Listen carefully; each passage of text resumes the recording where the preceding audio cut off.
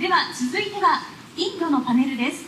まさに高度経済成長、止められないインドの勢い、その全貌とは。世界最速で成長するインド経済、その全貌に迫ります。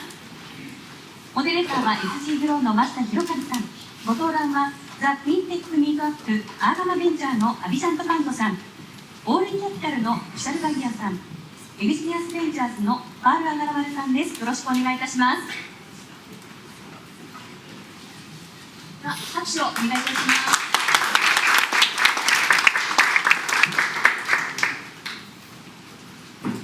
はい、皆さん、インドセッションです。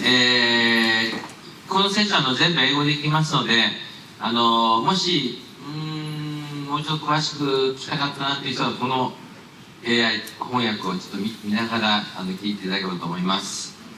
Okay, now let's start in this session. Thank you so much again for coming to Japan. And I'm really, enjoying. Did you enjoy the life in Japan? Absolutely. It's a good place. Yeah, lovely. It's a lovely country. Okay, that's. 結構3人の方もですね、先週の京都から来ていただいてるんですけども、かなり日本を堪能していらっしゃいます。インドは結構ですね、親日の国ですし、モディさんもですね、モディ首相もですね、非常に日本に対しての信頼感が、たくさんいただいているなというふうに本当に思います。インドは冒頭のですね、セッションでお話した通り、ものすごく今大きな変化が起こっております。このお三方からですね、インドの生の、現状をですね、お聞きしたいと思いますので、ちょっと頑張ってモデレーションさせていただきたいと思います。SGgrow の真下でございます。Okay, let's get started. Maybe why don't you start a self-intro briefly, and then I'll ask some more specific questions. Okay? では、アビシャンさんとクシャルさんとパールさんから自己紹介を簡単にしていただきます。Thanks a lot. Once again, great to be here with you and with my co-panelists. So I run this early stage Fintech focused venture fund based out of India. We make investments in seed and pre-seed stage. Came to Japan around 28 days back. I've been circling around Japan for the last 28 days. Was in Hokkaido last week. Love your country. The only small complaint is that cash is a bit too much in the economy. You should do something about cash in your economy. Yeah, I'm short of cash for my Mount Fuji trip. Loved the way in which ecosystem has evolved, and we are collaborating with the Fintech ecosystem of Japan. Thank you. Thank you. ちなみにアブシャンさんのですね、ベンチャーキャピタルですけど、フィンテック中心ですね。で、ものすごくエコシステムの中でも有名な方で、ぜひご興味ある方、後でですね、お話ししていただこうと思います。はい、ご覧ください。Hi, my name is Kushal. I run a fund in India called All In Capital. We are first check investors, so typically people come to us when they have like a business idea and some paper plan. Sometimes they have a deck and a product and so on, but most of the companies we fund are pre-revenue. Across my career, I have backed more than 150 startups in India, and it's more than 350 founders. And my life's mission to back more than 1,000 founders from India. We invest right now across consumer tech, consumer brands, AI companies, and deep tech companies in India. I love my stay here in Japan, and thank you so much, Hiro-san and Nick, for having us here. Thank you. はい、クシャルさんはアーリーステージのベンチャーキャピタルですけども、AI、それからコンシューマー系、さまざまな分野に投資されてますが、もう本当に創業間もない会社さんとですね、かなり近い関係を持ちながら、すごくいい発掘をされていて、クシャルさんとは3件一緒にですね、投資させていただきましたが、本当に素晴らしい会社が多いです。はい。最後、パワー。Thank you everyone for coming in and for having us in Japan for the last 1 week. I would say it has been, this is my first time in Japan, and it has been such a pleasure of a trip, meeting everybody and learning about the Japanese economy. Before I tell about us, I would say one of the biggest surprises for me in the last 1 week has been how open people are here to learn more about different cultures, different economy, and really absorb the growth that is going on in the world, which is super refreshing to see, given that a lot of what we focus on India is very inward, and rightly so, because there are 1.5 billion people. But to tell you a bit more about myself, I'm Agarwal, founder of Eximius Ventures. We started Eximius about 5 years ago. We are a 0 to 1 pre-seed focused fund as well, primarily with a focus area within AI. Within AI, we back multiple themes from physical AI, industrial AI, to consumer and fin AI. I had spent a decade in the US, but the way the Indian economy grew in that decade made me want to come back and start. We've done about 35 companies. My relation with Japan started when Mixi backed us about 2 years ago. But since then, I've been hearing so much about it. And this trip, I've learned a little more and hope to continue coming here and interacting with folks from the country. Thank you. パウさんはですね、アーリーステージですけど、結構 AI とかエンタメ系の投資が多いですが、日本のミキシーさんもですね、彼女のファンドの方に投資されているということで、日本の方とのお付き合いも長い方ですね。はい。So, actually, at the opening, I explained a bit about my impression about India, and then India is now booming. So, but could you explain how you feel about the India dynamics? Maybe when you compare with, let's say, 5 years ago, and then now, how do you observe the dynamic change of India? Thank you, Hiro-san. So, I'll possibly look at the last decade of India between 2014 to 2026 or so. What has happened between 2014 and 2026 is that number of entities have grown from early stages to IPOs. The IPO journey, earlier, a decade back, IPO for a startup is something which was unheard of. That is something which has happened. So which means that the capital providers like you, like us, who are early stage backers, we have an exit in form of capital outcomes. That's the first part. Second is that the India saw overall creation of a data-first economy. Back in 2014, UPI was not there. Back in 2014, identity was still getting built. Back in 2014, the bureaus had their first initial bid in form of digital issuance of credit. So much of this was still evolving. Now, in 2026, what has happened is that Kish, the company on loans, EMI went to IPO 2 weeks back. Just last week when I was addressing another forum with you, Vidya and I said that others are in pipeline. And in 1 week, the week that has gone by, 3 other companies have stated that they will go for an IPO in next maybe a 1 to 3 months period.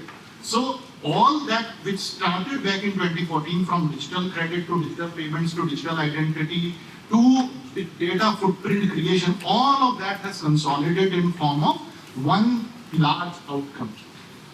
At least in my limited understanding of the world, the way I have seen, the moment digital payment throughput of an economy essentially moves beyond the GDP of that economy, that essentially uplifts a large section of society from poverty, and fundamental reason for that is the data footprint creation, which leads to better underwriting and ability to do cash flow based underwriting for smallest of the merchants which has happened. So our friend sometime back, somebody in the forum talked about Brazil.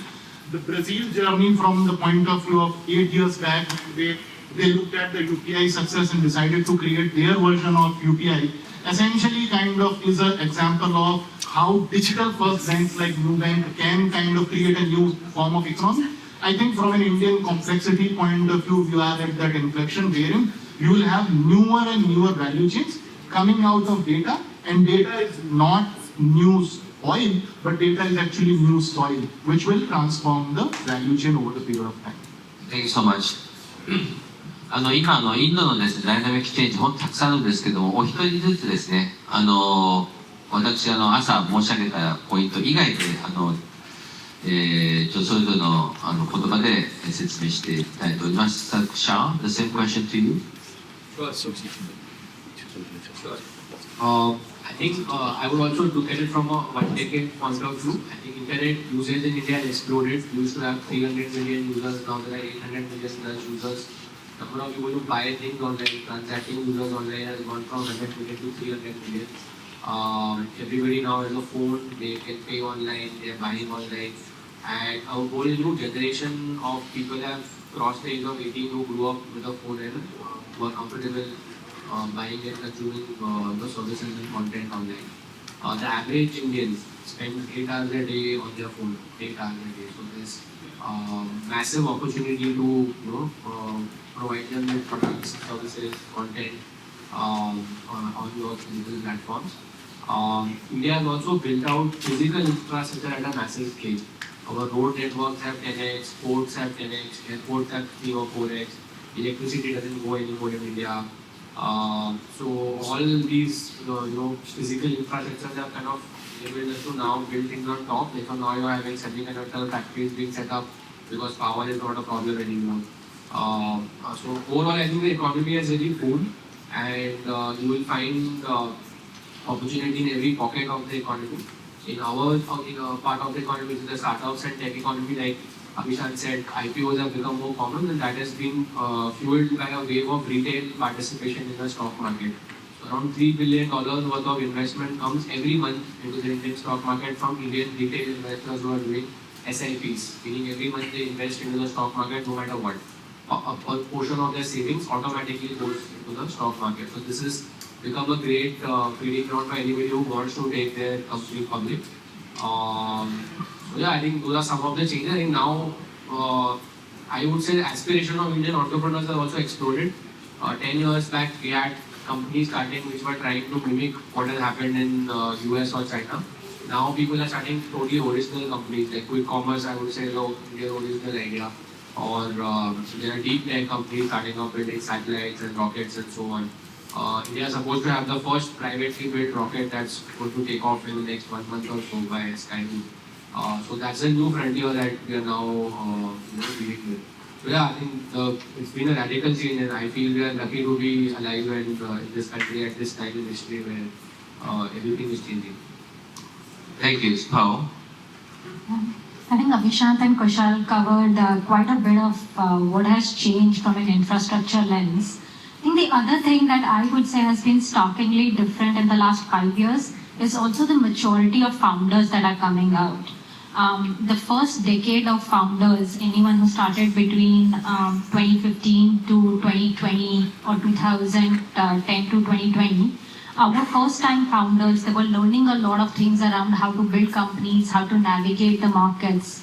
But now, because thanks to all the liquidity that has come in and thanks to all the IPOs that are happening, it has created second generation of entrepreneurs that are coming out of unicorns, that are coming out of listed companies, would have scaled along with first generation of founders, and now are taking a lot more risk to building things that otherwise we would have never tried building.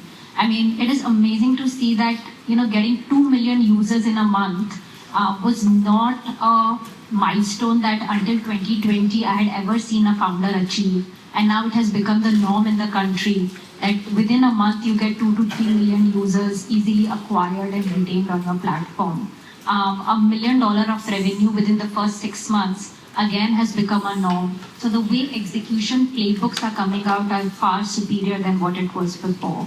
And I think the second thing that we are seeing is also collaboration between companies and founders. For the first decade, startups and corporates worked completely separately. Indian corporates did not really know how innovation could come out of startups. But in the last 5 years, there has been a lot more collaboration, which is enabling startups to now penetrate deeper into India. The way we always talk about India is there are 4 Indias. India A, B, C, D. India A is the first 100 million users that are exposed to global products, that have a lot of digital gadgets that they use. India B is more aspirational, which is the next 300 to 400 million people that is really trying to mimic what India A does. But what this corporate tie-ups and partnerships have done, not just enable startups to access India B, but also start tapping into India's need. These are people who are gig workers, blue collar workers that otherwise were never available in the digital ecosystem. And I think suddenly we have gone from 100, 200 million market that was accessible to $1 billion market, or not dollar, but billion people market that is accessible now. Thank you. 今それぞれ本当にいろんな局面でのですね、インドのダイナミックなチェンジを語っていただきましたが、ちょっとそれぞれの専門の分野、それぞれの方の専門分野をもうちょっと深掘りしてお聞きしたいと思います。So I'm going to ask you the most basic question about your professional area. For example, you Fintech, you retail, and then AI, and then entertainment, for example. So in the next 5 years, let's say 5 years, what kind of service do you think in India is booming? And then what type of area, what type of company you interested the most?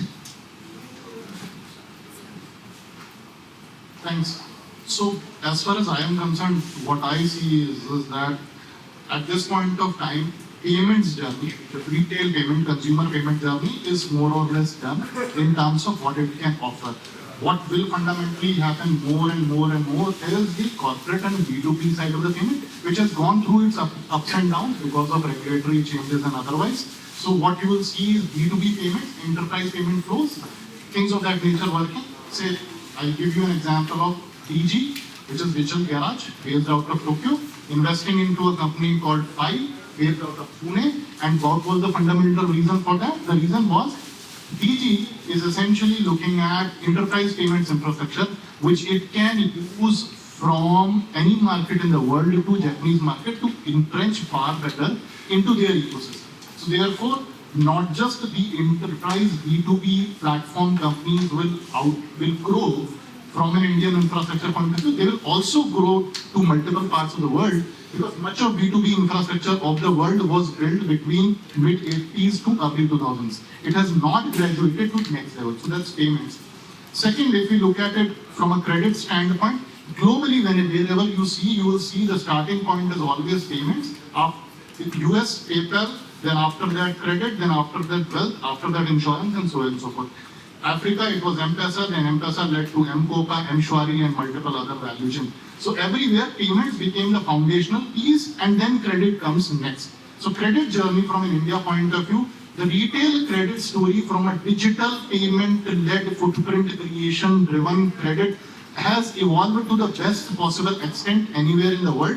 Nowhere in the world it possibly is as good as it goes at this point of time from an Indian context point of view. Now, in that part of the story, when you look at the missing piece is the SME credit story. India created large number of retail credit financial institutions starting from 2008. Bajaj, which is now a $65 billion company from less than $500 million company. So that all was a consumer credit story. The next side of the story is NBFC, small institutions, small credit side of the story. That's the credit part of the story. The wealth part of the story is where the missing link at this point of time exists, which is the extrapolation of retail consumer credit and retail consumer payments data, leading to so much of digital footprint that I can offer satirized better wealth products to mid-market retail consumers who essentially are in the annual wealth range of anywhere between $100,000 to $500,000. So that's the missing piece. It will take its own time and will graduate. The fourth and the final piece, which is insurance, is a puzzle. For that, at this point of time, we don't have an answer. Maybe in next few years to come, we'll have a platform which will essentially transform. Much of what has happened in India is a digital stack picked by step, brick by brick by institutional value chains, which is government and the social infrastructure by the institutions like iSpirit and others. And all of that put together had put these basics in place. All of it will graduate into a next level in a 4 to 5 years time frame. Thanks. Kushal?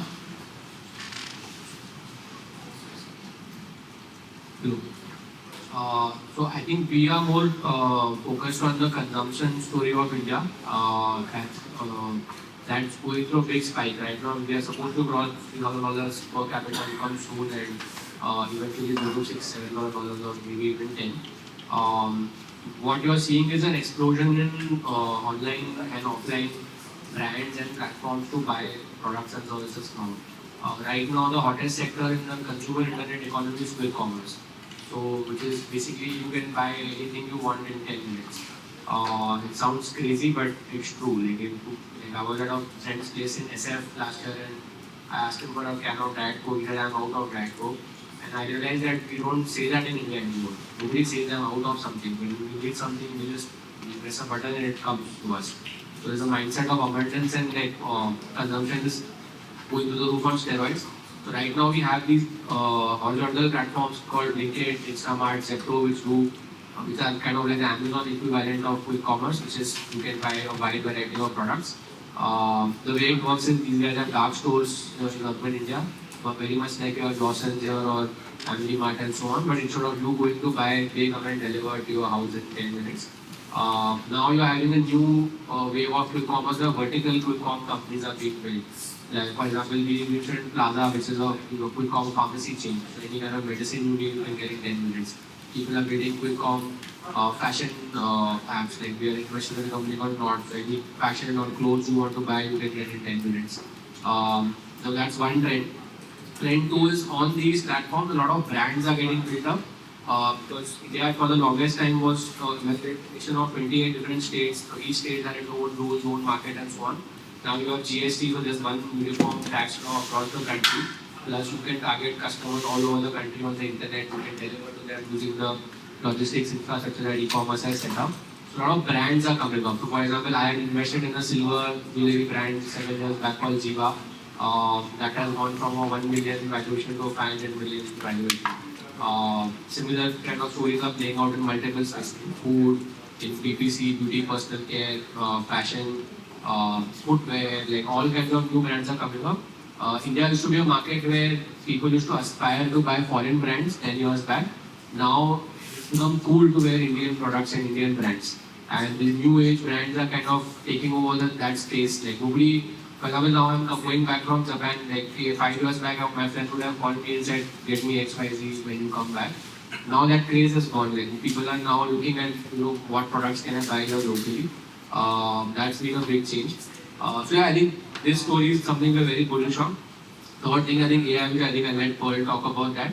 But yeah, we are very, very bullish on the consumption story of India over the next 10 years. Thank you. Thank you. The power about, especially AI, okay, as I explained to everybody, US and China, far advanced, but India is now improving AI situation quite dramatically and fast. So could you explain a little bit more about AI, what's going on about AI in India? At the same time, what type of AI company you're interested in most? Absolutely. I think one of the biggest narratives that have unfortunately been created is that India is not winning the AI game, or India has in a way lost the AI game. And I will not say that we have done enough on the infrastructure side. And we saw some of the videos coming out of China on physical AI, and there is no way that any other country at this point is really able to compete with China when it comes to physical AI at the cost and the kind of sophistication that they're producing. Similarly, OpenAI has been working on GPT for the last decade, even though GPT 3.5 came out only a couple years ago. I mean, it's been an innovation in progress for over a decade and billions of dollars, right? So for a country to compete with that, it would be unfair. Having said that, there is a lot that is happening on the application side. And that is where the value creation or the meat for India lies when it comes to AI. As I mentioned, India is a 1.5 billion people with over 65 million MSMEs and SMEs that exist in the country. During COVID, it was the first time that these 65 million MSMEs realized that digital transformation is the only way for them to survive the world. And over 1 billion people started using internet actively. Today, smartphone penetration is about 1 billion. All of these people with AI coming in and having just come out of COVID are automatically adopting AI. And that is creating multiple use cases. I mean, today AI in agriculture is a big area that both the government and companies are focusing on. 1/3 of the Indian population gets their livelihood through agriculture, which was broken. All the way from climate to soil yield to how actually supply chain would work for consumption. One did not have a view, but AI is changing that overnight. There is a company that we have invested in called Myka. They have replaced over 1,000 people with AI just via voice. Now you can have a couple people walk around the field, give some voice command, take pictures, take video. On the basis of that, everything from climate to soil health to seed health, and eventually what supply chain would look like for processors, food processors, gets gathered on a day-to-day basis. Similarly, there are areas within education where how do you make education accessible to a large population? Schools, institutes are doing a lot of work to create tutors for not just math and English, but also for other sciences.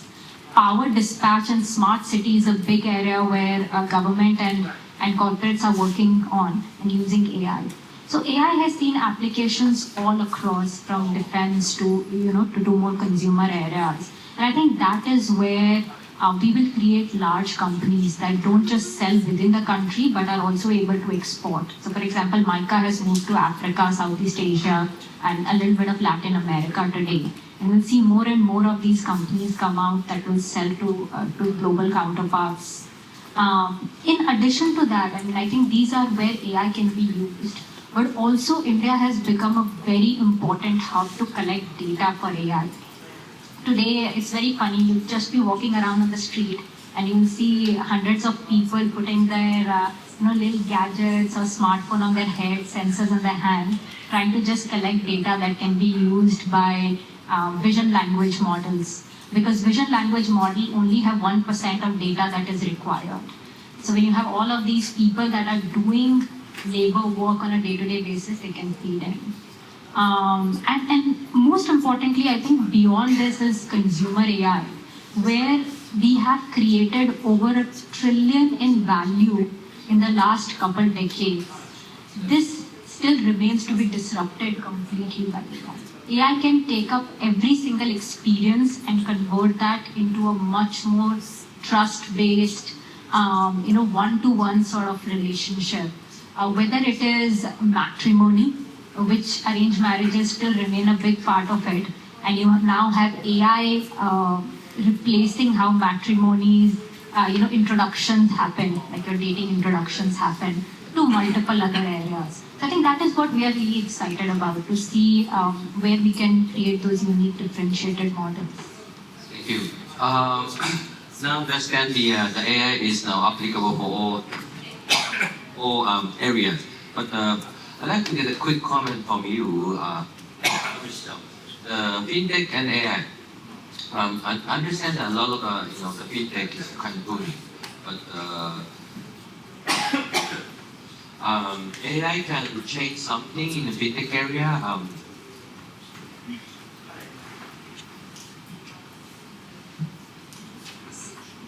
Yeah, could you give us a explanation? Yes, sure. So what can AI do from a fintech point of view? So there are two different parts to it. One is consumer, other is enterprise. From an enterprise point of view, I was talking to somebody just a few days back, and he said that you will essentially be out of your sandals, and you will be barefoot in next few days if you try to enter Japan market from an enterprise sales point of view without Hitachi, without Entity, and without a few more SI players. So foundationally to say, enterprise solution value chain, irrespective of whatever the market is, AI can only make a difference when the parties in the middle who are supposed to create integrational value chain between the enterprise seller and enterprise buyer are interested in driving that change. So therefore, that's going to be a time-consuming exercise. It follows an typical enterprise adoption and sales cycle. It can be anywhere between 2 to 5 year time frame. So that's on the enterprise side of the picture from an AI point of view. There also, the problem is that enterprise AI, the players who are large, say Hitachi or Entity or anyone else, they have access to the same tech, same framework, same structures which anybody else has from a startup point of view. And on top of everything, they have access to enterprise. Today, if I want to get into SMBC, I will break my head, I cannot get into SMBC unless and until Hitachi says that yes, they are trusted people, they understand, they can create value. So enterprise sales cycles will follow their path. Enterprise solution providers from a startup point of view will have a hard time because today's current fintech value chains like Plaid, like M2P in India, like Curfios in India and multiple others are just decade-old companies. They are not a legacy companies. So that's the first part. From a consumer AI and fintech point of view, as far as that piece is concerned, it is going to be an evolutionary cycle from a UI, UX and interaction point of view. That is something which is already happening and we will see more and more use cases emanating out of it. Thank you. ここで、2年前の IBS エクストリームツアーでですね、参加いただき、参加した後、怒涛の勢いでインド投資を開始された加藤さんがいらっしゃったのを今発見しました。加藤さん、ちょっとインドの印象と、あとなんかご質問あればぜひ、ちょっと時間がですね、限られてきちゃいまして、いきなり無茶ぶりで申し訳ないんですけど。はい、ありがとうございます。突然振られましたが、2年前のツアーに参加したパーソルベンチャーパートナーズの加藤と申します。よろしくお願いします。2年前にインド行った印象でいくと、やっぱり最初のセッションでもありましたけど、消費のところがとにかくすごいというところで、どんな成長してるかが具体的に分かったところがすごく良かったなというふうに思ってます。あの後3件4件投資してますね。はい。いや、質問ですね。はい。今僕この間中国も行ってきたんですけど、製造業がインドに、移るっていうようなですね、モディさんが政策を上げてると思いますが、僕らは人材の会社をやってるんで、その製造業の工場にですね、雇用が生まれるのか、それともこのダークファクトリーみたいなですね、雇用が全く生まれないような工業化っていうのが進むのかっていうのをどちらで考えてらっしゃるのかっていうのを VC 視点で伺いたいなと思います。工場経営のダークじゃないやつ。工場。Actually, after the trip, he invested in 3-4 companies in India. He is in the venture capital, but he's a CVC, corporate venture capital, so his main business is HR. Prime Minister Modi said India might be the very big factory for all over the global, for example, robotics, whatever, right? So, what's your expectation about the HR situation of those factories? It's like a very good environment you're expecting, or like a little bit hard-working environment? So he's curious about opportunities about HR. So maybe your question, to your question. There's a big shift happening from informal, unorganized employment to organized employment. Most people in India still work on farms or they work at a shop or something, but they're not getting regular payroll, they're not getting benefits like insurance and so on. That changes when they go and work at a factory. They get accommodation, they get transport, they get benefits, they get it's a structured form of employment. So as that is happening, there's going to be a massive opportunity for HR companies to also help them regularize their employment. In fact, India passed a new labor code a year or two back, which has made it much easier to hire and fire people, and the number of compliances have been reduced to encourage more formal employment. That's a key vote of the government when it comes to that. Thank you so much. インド、非常に今もブーミングでいろんなことが起こって、多分ご質問された方も多いと思うんですが、このセッション終わったらその辺にスピーカーの方に対応してもらいますので、ちょっとその時に聞いてください。で、the last question, maybe we have one here, 1 minute, right? So, please share some of your advice to the Japanese audience, maybe the corporates and investors. When they come to India, what would be the best advice? How they get into the market? I think you are probably a great person to give that advice because your son has been doing this for many years. I would first meet like the local fund managers, investors who have been investing in India for a few years and through them identify good opportunities where they're investing. I would highly recommend taking a look at the consumption theme of India because that repeatedly has been giving out dividends in India for the past like 2 decades and it has still like I would say 2 more decades of room to go. So within that story, if you can identify the right partners to work with, then they can help you, source the right deals, the right opportunities, help you deliver those companies, and then go and invest in them. Thank you. Very short advice. Yeah, I would just echo some of the things that Kushal has said. I think India is like a coal mine where you can find diamond. So when you come there, you will see a lot of little glittery things. But to really find true diamonds, one has to spend time. And that is where the local ecosystem and interacting with the local partners can help. There is a lot happening. I would say 80% of that is not worth one's time. It's a 20% that is worth someone's time that takes the largest amount of effort to find. Step 1, identify the domain, which say for example in personal space HR. Step 2, identify those who have invested in HR effect in last 6-7 years. All of that is the GPT away.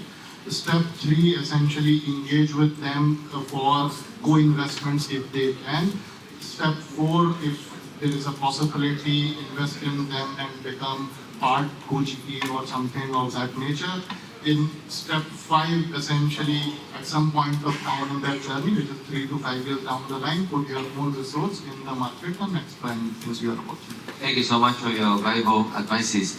それでは皆さん、これでイントセッション終わりますので、盛大な拍手をお願いします。Thank you so much.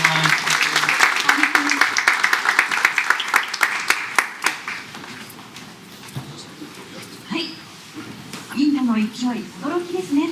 大きな刺激を受けた方も多いのではないでしょうか。インドの成長するフィンテック、消費者市場、そして AI、今後の成長も楽しみです。もっとお話が聞きたいと興味がある方は、ぜひ会場の放送で交流をよろしくお願いいたします。